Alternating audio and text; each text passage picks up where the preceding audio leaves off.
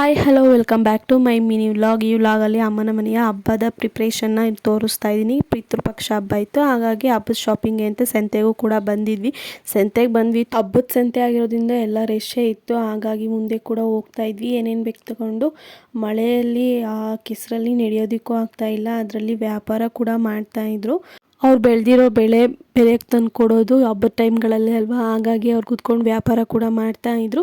ಇನ್ನು ಏನೇನು ಬೇಕೋ ಅದನ್ನೆಲ್ಲ ತೊಗೊಂಡು ಮನೆಗೆ ಕೂಡ ಬಂದ್ವಿ. ಮನೆಗೆ ಬಂದಮೇಲೆ ನನ್ನ ಮಗಳು ಅಪ್ಪಾಚಿ ಮಾಡ್ತಾಯಿದ್ದಾಳೆ ನೋಡಿ. ನಾವು ಹಬ್ಬದ ಪ್ರಿಪ್ರೇಷನ್ ಆಗಿ ಏನೇನು ತಿಂಡಿ ಬೇಕೋ ಅದನ್ನು ಮನೆಯಲ್ಲೇ ಮಾಡೋಣ ಅಂತ ಮಾಡ್ತಾಯಿದ್ವಿ. ನಮ್ಮ ಅಮ್ಮ ಇಲ್ಲಿ ಹಸಿಟ್ಟು ಕಳಿಸ್ಕೊತಾ ಇದ್ದಾರೆ, ಕೋಡ್ಬಳೆ ಮತ್ತು ಚಕ್ಲಿ ಮಾಡ್ತಾಯಿದ್ದಾರೆ. ಹಾಗೆ ಕರ್ಜಿಕಾಯಿ ಕೂಡ ರೆಡಿ ಮಾಡ್ಕೊಂಡಿದ್ದಾರೆ. ಒಂದು ಕಡೆ ಹಿಟ್ಟು ಮಡಿಕೊಂಡಿದ್ದಾರೆ, ಒಂದು ಕಡೆ ಹೂರಣ ಕೂಡ ಮಾಡ್ಕೊಂಡಿದ್ದಾರೆ. ಈಗ ಅಲ್ಲಿ ಹಿಟ್ಟೆಲ್ಲ ಕಳಿಸಿದೆಲ್ಲ ಆದಮೇಲೆ ಕರ್ಜಿಕಾಯಿಗೂ ಕೂಡ ರೆಡಿ ಮಾಡ್ಕೊತೀವಿ.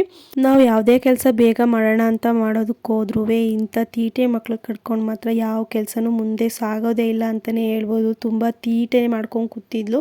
ಅವಳಿಗೆ ಹಸಿಟ್ಟು ಕೊಟ್ಟಿದ್ದೀವಿ ಮಾಡ್ಕೊ ಅಂತ, ಆದ್ರೂ ಮಾಡ್ತಾ ಇರೋದ್ರಲ್ಲೂ ಕೂಡ ತಗೊಂಡು ತೀಟೆ ಕೂಡ ಮಾಡ್ತಾಯಿದ್ಲು. ಯಾರೂ ಇರಲಿಲ್ಲ, ಹಾಗಾಗಿ ಅವಳನ್ನ ಕೂರಿಸ್ಕೊಂಡು ನಾವು ಮಾಡ್ತಾಯಿದ್ವಿ. ಅವಳಿಗೂ ಸ್ವಲ್ಪ ಕೊಟ್ಟು ಅವಳಿಗೂ ಕೂಡ ಸಮಾಧಾನ ಮಾಡಿಕೊಂಡು ಇಲ್ಲಿ ಅಮ್ಮ ಕೂಡ ಒಸೆಯೋದಕ್ಕೆ ಸ್ಟಾರ್ಟ್ ಮಾಡಿಕೊಂಡ್ರು.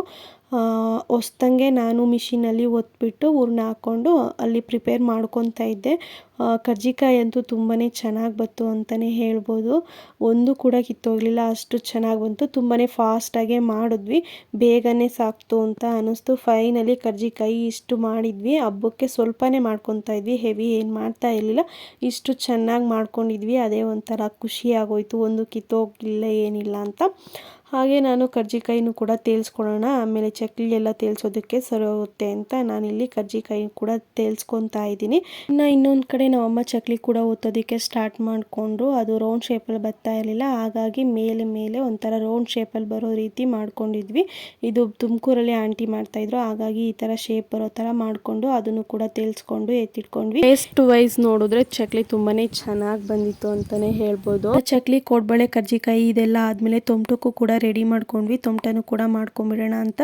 ತೊಮಟನ ಬಿಸಿಲೇ ಕಳಿಸಿದ್ರೆ ತುಂಬಾ ಚೆನ್ನಾಗಿ ಬರುತ್ತೆ ಉಂಡೆ, ಹಾಗಾಗಿ ಬೇಗನೆ ಮಾಡ್ಕೊಳ್ಳೋಣ ಅಂತ ಉಂಡೆ ಕಟ್ಕೊತಾ ಇದ್ದೀವಿ. ಇನ್ನು ತೊಮಟ ಕೂಡ ಮಾಡಿ ಎತ್ತಿಟ್ಕೊಂಡ್ವಿ. ಇದಿಷ್ಟು ತಿಂಡಿಗಳನ್ನ ನಾವು ಮನೆಯಲ್ಲೇ ಪಿತೃಪಕ್ಷದ ಹಬ್ಬಕ್ಕೆ ಹಿಂದೆ ಒನ್ ಡೇ ಬಿಫೋರೇ ಮಡಿಕೊಂಡಿರೋ ಅಂಥದ್ದು. ಈ ವ್ಲಾಗ್ ನಿಮಗೆ ಇಷ್ಟ ಆಗಿದ್ದಲ್ಲಿ ಪ್ಲೀಸ್ ಒಂದು ಲೈಕು, ಒಂದು ಶೇರು, ಒಂದು ಫಾಲೋ ಮಾಡಿ ಅಂತ ಹೇಳ್ತಾ ಇವತ್ತಿನ ವಿಡಿಯೋನ ಇಲ್ಲಿಗೆ ಮುಗಿಸ್ತಾ ಇದ್ದೀನಿ. ಸಿಗುವ ನೆಕ್ಸ್ಟ್ ವಿಡಿಯೋದಲ್ಲಿ. ಅಲ್ಲಿವರೆಗೂ ಎಲ್ಲರಿಗೂ ಬಾಯ್.